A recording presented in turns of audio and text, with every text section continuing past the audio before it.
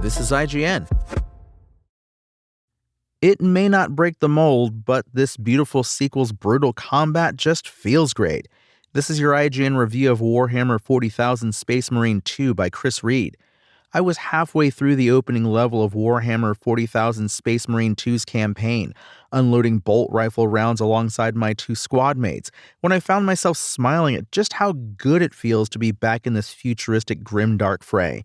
It's been over a decade since the original, but Space Marine 2 reinvigorates the squad-based shooter series with seeming ease. The environments are varied and breathtaking, the running and gunning feels great, and the sense of comradeship while fighting with your team, be they bots or friends, can be exhilarating. It may not break much new ground in its genre, but it didn't need to for me to have a blast playing through its dozen-hour campaign. Let's get this out of the way early. The original Space Marine clearly took inspiration from Gears of War, and this sequel follows suit. It's a squad-based shooter, starring heavily armored dudes who growl their dialogue, while either shooting guns or revving chainswords to ward off invading aliens. The similarities don't bother me a bit, especially when one could make the case that Gears borrowed from Warhammer first. It's been years since I've played a game that scratched that particular itch, and Space Marine 2 uses the rich lore of Warhammer 40,000 to carve out its own identity. That's true in both the meaty campaign that can be played solo or co-op, as well as two additional modes that let you upgrade your weapons and customize your armor between rounds, which are meant to keep you coming back after the credits roll.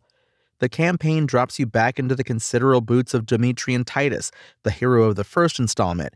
It picks up over 100 years later, and does a good job of explaining everything you need to know, whether you played the original or not.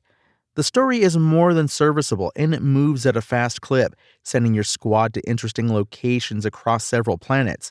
It has a few twists and turns that bring it to surprising places, and there's even some intriguing inter-squad conflict to spice things up. That said, the whole thing is pretty one-note. It's all very serious.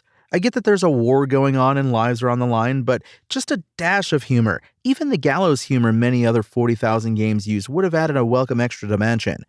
It's a good thing the guns and melee weapons feel great to use, because that's how you'll spend the bulk of your time in Space Marine 2. You can customize your loadout between missions, picking a primary weapon, sidearm, and close combat accessory to start out with. You also find plenty of weapon caches scattered throughout the levels. There's a weapon for every style of encounter, though you usually don't know what's ahead when you have to choose. Checkpoints are frequent though, so if you get wiped out, you can make a more informed choice the next time. Moving around also feels great in Space Marine 2. You're a hulking, heavily armored soldier, and walking feels appropriately chunky, but your character's also more nimble than he was in the previous outing, so that weight is never aggravating. It just feels right. One of the main drawbacks of the original Space Marine was its drab brown and gray color palette, an ill-advised trend of the era it came out in. Thankfully, that's gone in favor of much more colorful and lively environments in the sequel.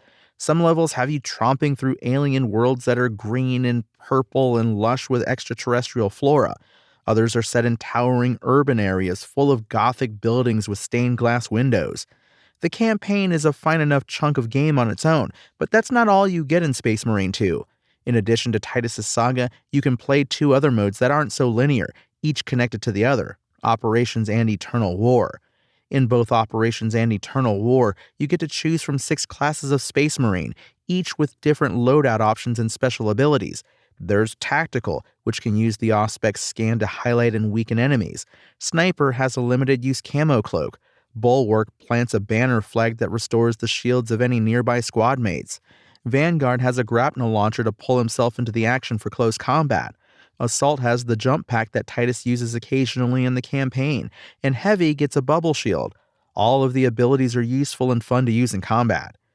Warhammer 40,000 Space Marine 2 is a terrific third-person shooter with a compelling story, loads of weapons that are a blast to use, and a healthy variety of enemies to use them on.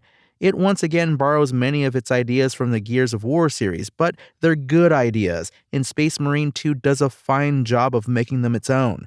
And while the Operations PvE mode that accompanies it doesn't currently offer enough to keep me coming back, the deep customization options for your Space Marine do look promising if it's supported in post-launch updates as planned. Besides, when you're eviscerating aliens on planets as pretty as these, it's hard not to leave satisfied. Warhammer 40,000 Space Marine 2's IGN score? 8. Thanks for listening to IGN. My name is Tony Jackson, and for the latest Warhammer 40,000 updates, visit us at IGN.com. Spoken Layer.